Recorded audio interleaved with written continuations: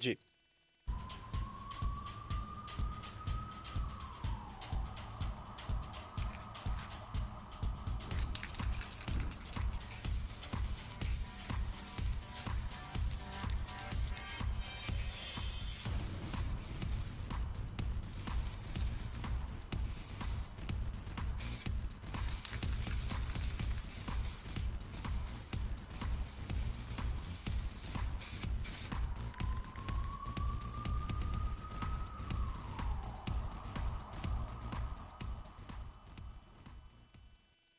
Struggle T V میں خوش آمدید.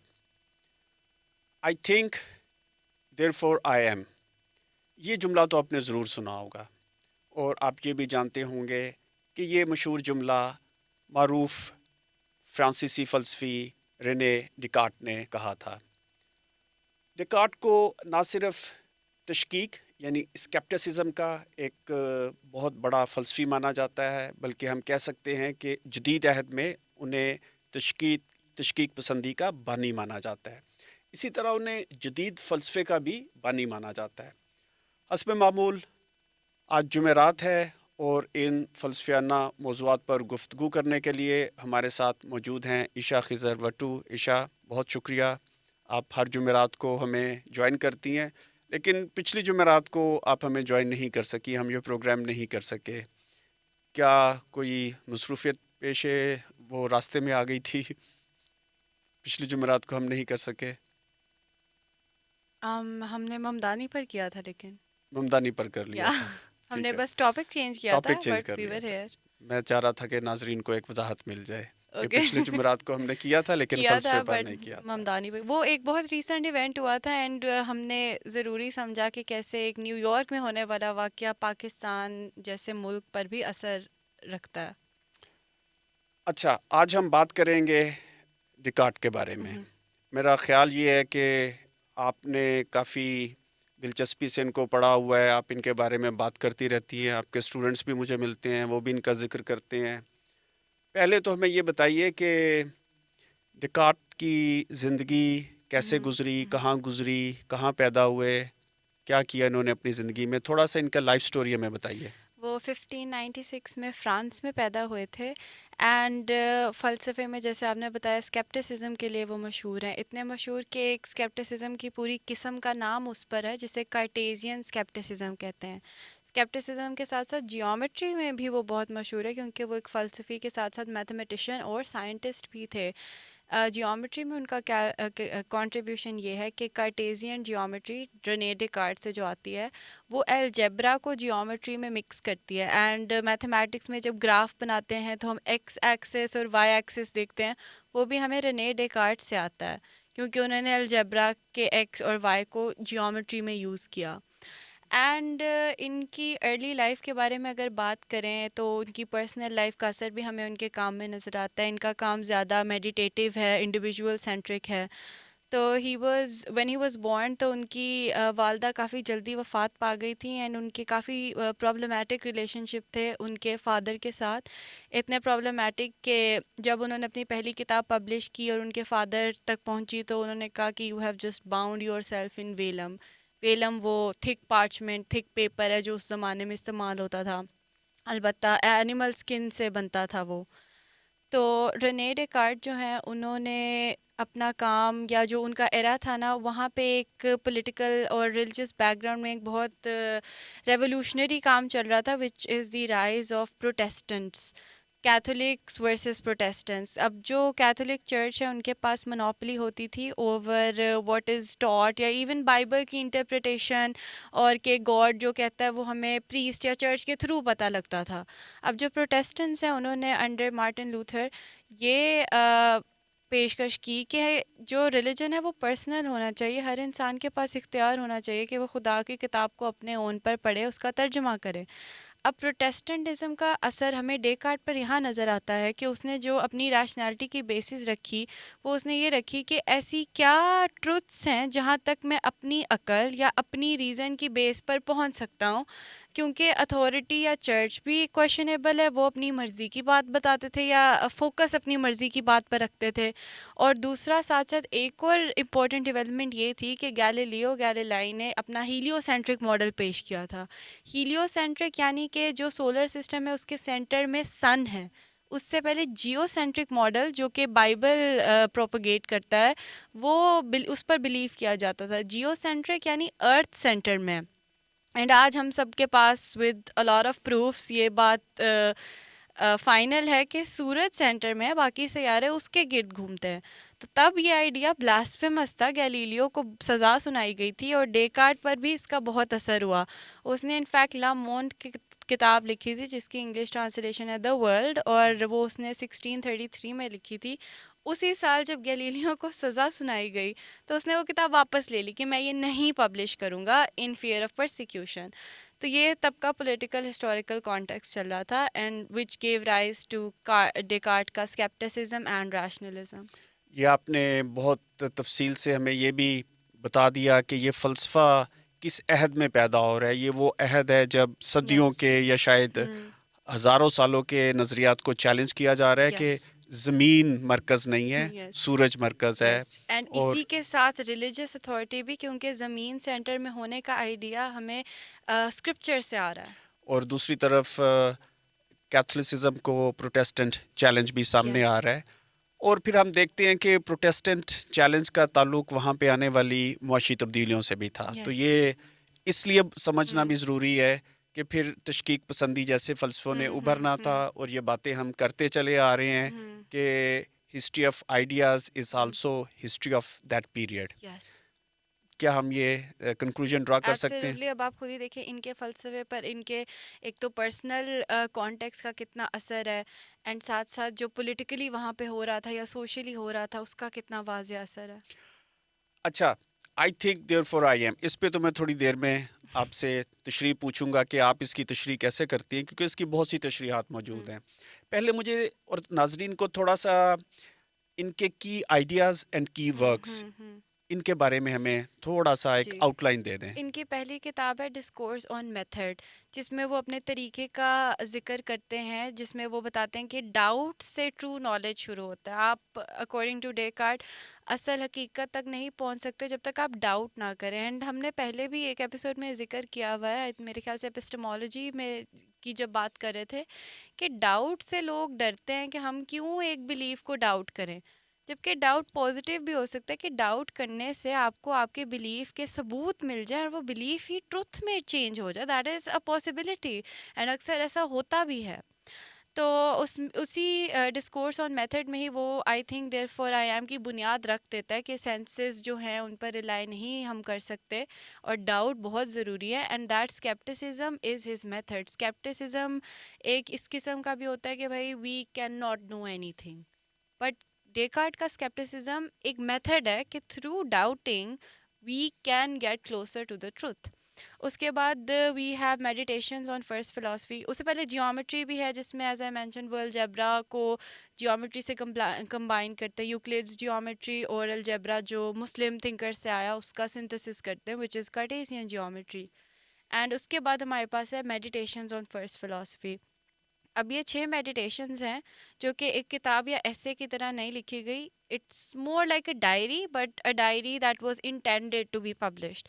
اس کے پریفس میں اور انٹروڈکشن میں پورا بتاتے ہیں کہ okay I am in a state of meditation and اب میں واقعی میں through meditating like going in words I will see what is the only thing یا what are the things I can 100% be sure of.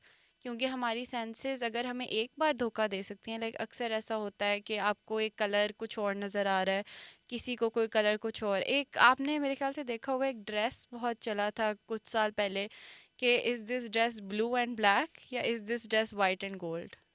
اچھا، یہ سوال آپ بالکل غلط آدمی سے کر رہے ہیں بٹ جس کو اٹ واز اے تھنگ میں جب ڈیکارٹ پڑھائی تھی اپنے اسٹوڈنٹس کو میں نے جی ان کو بھی دکھایا تھا. کہ اگر ہم اس پہ اگری نہیں کر سکتے تو واٹس دا ٹروتھ ہیئر. یا اگر ہمیں اکثر یہ تو ہوا ہوگا آپ کے ساتھ کہ کراؤڈ میں کوئی لگتا ہے کہ okay I know this person but وہ کوئی اور نکلتا ہے. تو اگر ہم پوائنٹ یہ ہے اینڈ دوسرا یہ کہ جب ہمیں بخار ہوتا ہے یا کوئی طبیعت خراب ہوتی ہے تو کسی اچھی چیز کا بھی ٹیسٹ بہت برا لگ جاتا ہے. صحیح. تو جب ہماری سینسز ہمیں اتنا دھوکہ دیتی ہیں ایک بار دھوکہ دیتی ہیں تو از اٹ عقل مندی to trust on those senses? اگر کوئی انسان ہمیں ایک بار دھوکہ دیتا ہے تو ہم اس پہ بلیو نہیں کرتے تو پھر اپنی سینسز پہ ہم ٹروتھ کے رسپیکٹ میں کیوں بلیو کر رہے ہیں؟ میڈیٹیشنز آف فرسٹ فلاسفی یہاں سے شروع ہوتی ہے اینڈ دین پھر وہ یہیں سے اگر آپ اجازت دیں تو میں I think therefore I am پر ٹرانزیشن کر دوں. وہ اس اگلا نتیجے سوال پہ میرا یہی پہنچتا تھا ہے. تو وہاں پہ ہم ٹرانزیشن اوکے کرتے اچھا، ہیں. اس سے پہلے اس کا ایک کام پرنسپلز آف دا سول پر بھی ہے. وہ بھی ایک اس سے کسی نے مشورہ کیا تھا، اس کے جواب میں اس نے لکھا کہ ہیومن ایموشنز کا ہمارے مائنڈ اور باڈی سے کیا تعلق ہے. ٹھیک ہے، اور اب آ جائے میرا جو پہلا بنیادی ہوں سوال تھا، I think therefore I am, اس کی تشریح آپ کیسے کرتی ہیں؟ اور ہاں، تھوڑا سا اس میں یہ بھی اضافہ کرتا چلوں کہ اس کی بہت طرح سے تشریح کی جاتی ہے. یہ جملہ ان جملوں میں سے ہے جو شاید ہم اسکول کے دنوں میں ہی سیکھ لیتے ہیں. یس. آج کل سوشل میڈیا کے دور میں تو شاید اس سے بھی جلدی بچے سیکھ جاتے ہوں گے. تو بچپن میں بھی کچھ تھوڑا سا پڑھ کے ہمیں جملہ اچھا لگتا ہے، کچھ اپنے سے ہم اس کی تشریح کرتے ہیں، پھر ادھر ادھر سے سنتے ہیں، اور اس کی کافی ساری انٹرپریٹیشنز موجود ہیں. اچھا کچھ بالکل سوری، جو مین سٹریم انٹرپریٹیشنز ہیں وہ بھی ذرا بتا دیں، اور ہاؤ یو ویو اٹ. بالکل جو سرفیس لیول پہ ہے وہ یہ ہے کہ بس میں سوچتا ہوں تو میں ہوں، کیونکہ اس کا کافی لوگوں نے یہ بھی بنایا ہو نا، I resist therefore I am. تو it can be interpreted in that way, لیکن جس نے کہا ہے ہمیں اس کی انٹینشن اور مقصد دیکھنا ضروری ہے کہ میں سوچتا ہوں تو میں ہوں. بٹ ایکچولی اس کا مطلب یہ ہے کہ the only thing I can be sure of is that کہ میں سوچ رہا ہوں. اب اس کا پورا پروسیس اس کی میڈیٹیشنس میں ہمارے سامنے آتا ہے. جیسے میں نے ذکر کیا کہ سینسز پر تو کراس لگ گیا، دے آر ناٹ ریلائبل. تو پھر ہمیں کیسے پتہ یہ دنیا ایگزسٹ کرتی ہے؟ یہ جو ٹیبل آپ کے سامنے ہے، مائکرو فون آپ کے سامنے ہے، یہ ایگزسٹ کرتا ہے یا نہیں؟ بٹ ابھی ہمیں اتنا تو پتہ ہے کہ ہم اس بارے میں سوچ رہے ہیں. تو to give us a background کہ میں کیا کس میں تھاٹ پروسیس کیا ہے، he gives us this idea کہ میں اس وقت ہپوتھیٹکلی یہ سوچ رہا ہوں کہ some evil demon is controlling our mind. وہ انہوں نے گاڈ کا ورڈ یوز نہیں کیا کیونکہ ان کے نزدیک ایک تو گاڈ ایول نہیں ہو سکتا، گاڈ ہمیں ڈیسیو نہیں کر سکتا، that is an evil thing to do. دوسرا چرچ سینسرشپ، تو وہ ایک ڈیمن راکشس کا آئیڈیا یوز کرتے ہیں، مانسٹر، کہ وہ آپ کو ابھی ڈیسیو کر رہا ہے. آج کل میٹرکس فلم آپ نے دیکھی ہوئی ہے، اس جی. میں بھی یہ آئیڈیا ہے، and brain in a vat idea بھی ہے کہ کیا پتہ ہماری باڈی دنیا کچھ بھی نہ ہو. امٹیریلزم والا idea, we're just our brain. We are میں جیسے ہوتا ہے ورچوئل ریالٹی لگا کے ایکسپیرینس ڈفرینٹ تھنگس، تو کیا پتہ وہی چل رہا. How do we know we are not dreaming یا we are not in a virtual simulation? تو وہ کہتا ہے okay that is something we can not be sure of, but ہمیں اتنا تو پتہ ہے کہ میں اس وقت یہ سوچ رہا ہوں. ڈیمن بھی ڈیسیو کرا تو میں ایٹ لیسٹ اس بارے میں سوچ رہا ہوں. تو اس سے ہینس آئی ایگزسٹ. اب وہ I is the mind not the body. یہاں سے کارٹیزین ڈیولزم آتا ہے. اس سے پہلے کسی نے یہ نہیں سوچا کہ مائنڈ باڈی کیا ہے. مائنڈ اگر ہے بھی تو where does the mind reside? ابھی تک اس پر بھی فائنل ڈیکارٹ تک نہیں ہوا کہ مائنڈ کیا سول ہی ہے، بٹ ایٹ لیسٹ اتنا اسٹیبلش ہو گیا کہ مائنڈ باڈی سے الگ ہے. And that does not mean brain, brain بھی باڈی کا حصہ ہے، mind is different. Cartesian dualism, Cartesian geometry اور کارٹیزین اسکیپٹزم کے ساتھ اتنا ہی فیمس ہے کہ مائنڈ اینڈ باڈی کی ڈیوالٹی ہے، جس کو آگے بارکلے وغیرہ وہ ریبٹ بھی کرتے ہیں، بٹ یہ آئیڈیا اس ٹائم پر کافی ریولیوشنری تھا. اینڈ ہینس وہ اس نتیجے پہ پہنچتا ہے کہ بس ایک ہی چیز پہ آئی ایم شیور آف کہ میں سوچ رہا ہوں، اینڈ اگر میں سوچ رہا ہوں تو میں ہوں. اینڈ اس کے تھرو آگے میڈیٹیشنز میں آگے جا کے in the third fourth meditation ہی اسٹیبلشز دس آئیڈیا کہ گاڈ بھی ہے. اس کی لاجیکل ریزننگ یہ ہے کہ idea of God exist in the mind, and the idea is so perfect کہ ہم امپرفیکٹ ہیومن بینگز اپنے سے یہ آئیڈیا کنسیو نہیں کر سکتے. Arguable, Durkheim, Freud, a lot of them have argued against it, but Descartes کا یہ آئیڈیا ہے کہ since God is too perfect for us imperfect beings to conceive him on our own, تو God نے ہی ہمیں یہ کانسیپٹ دیا ہے, hence God exist. This is Descartes کی آنٹولوجیکل آرگیومنٹ. اینڈ ان نتائج پر وہ پہنچتا ہے کہ it's like an apple basket جس کو ہم ایمپٹی کریں to separate rotten apples with good apples, جہاں روٹن ایپلز وہ چیزیں ہیں that we can not be sure of and good apples are the things we can be sure of. جو دو apple رہ جاتے ہیں وہ یہ ہے کہ ایٹ لیسٹ میں ہوں کیونکہ میں سوچ رہا ہوں, وچ پرووز کہ میں ہوں. اینڈ سیکنڈ یہ کہ گاڈ بھی ہے.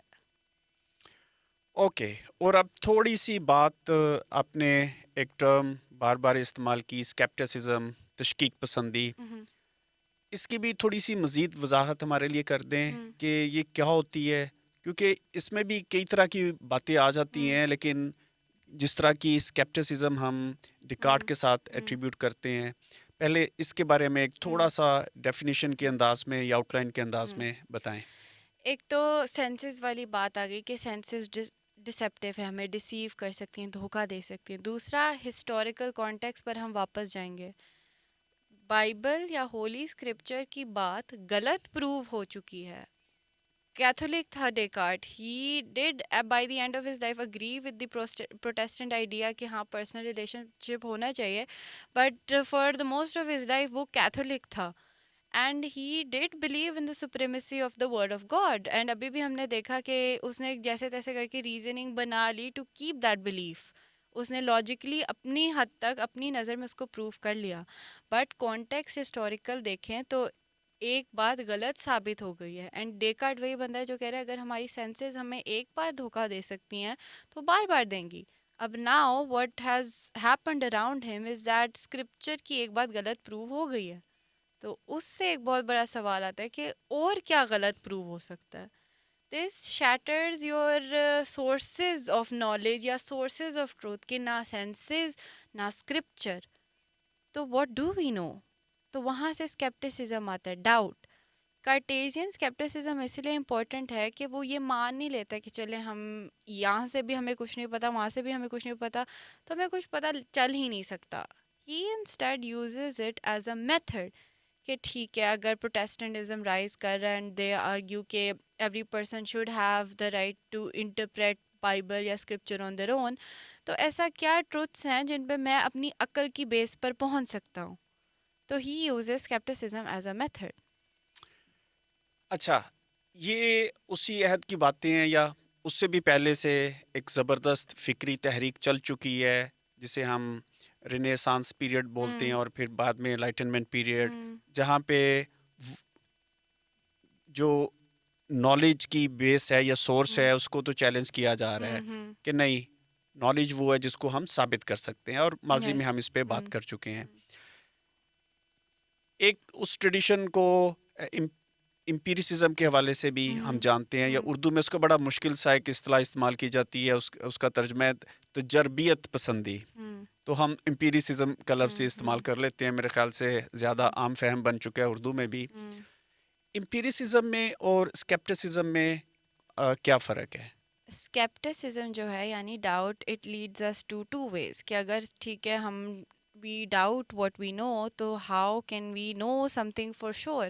تو اس کے دو راستے, ایک ریشنلزم اور ایک empiricism. Descartes was a rationalist, skepticism کے ساتھ ساتھ وہ ریشنلزم کے بھی بہت ایمیننٹ پرومیننٹ نیمز میں سے ایک ہیں.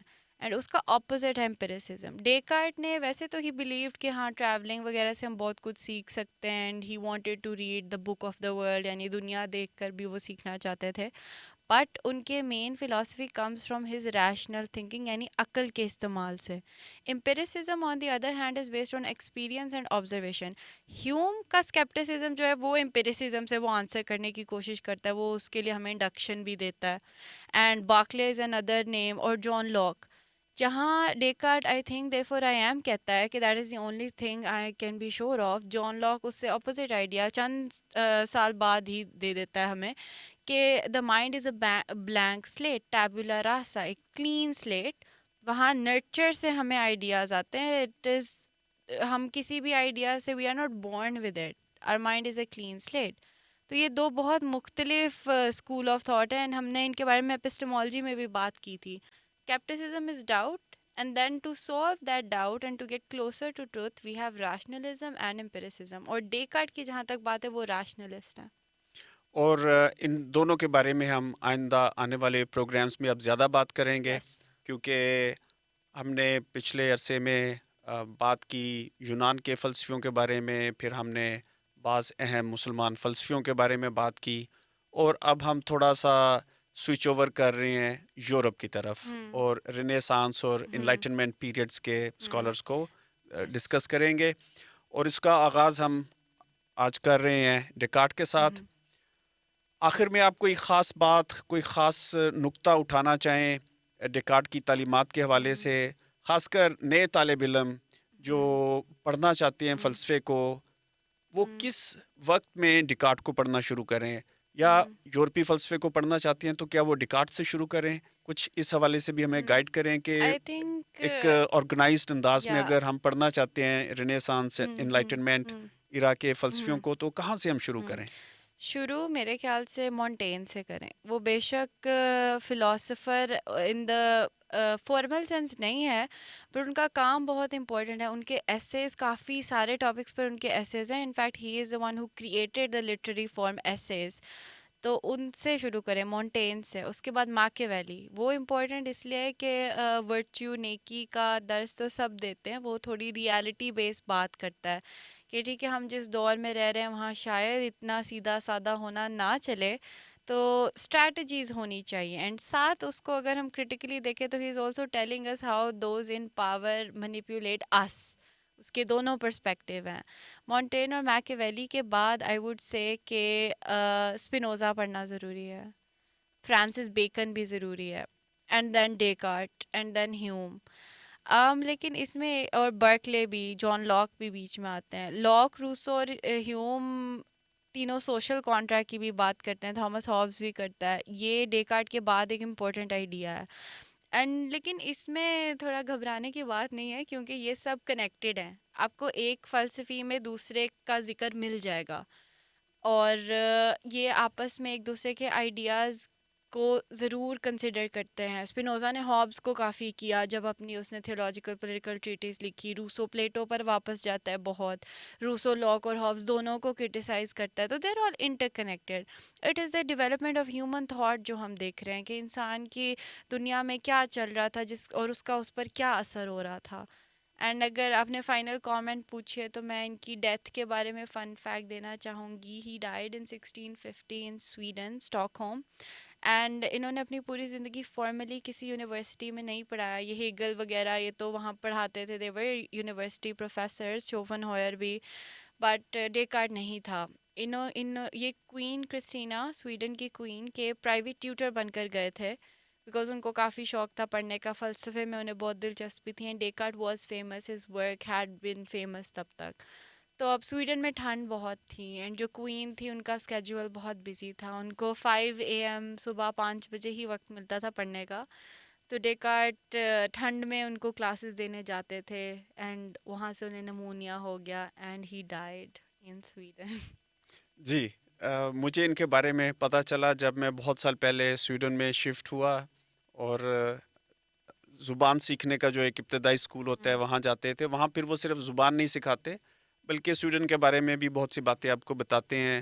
وہ کسی وجہ سے ایسے وہ کوئی سلیبس کا حصہ نہیں تھا، لیکن ہمارے ٹیچر نے ہمیں ان کے بارے میں بتایا. تب مجھے پتہ چلا ان کے میں کام تھوڑا سا پڑھا ہوا تھا اردو میں، بلکہ ایک اردو کی کتاب تھی، شاید اس میں پہلی دفعہ پڑھا تھا. ستار طاہر کی ایک کتاب تھی 100 بڑی کتابیں، شاید اس کا ٹائٹل تھا. تو وہاں شاید میں نے پہلی دفعہ ان کے بارے میں پڑھا تھا. بہرحال آپ کا بہت شکریہ.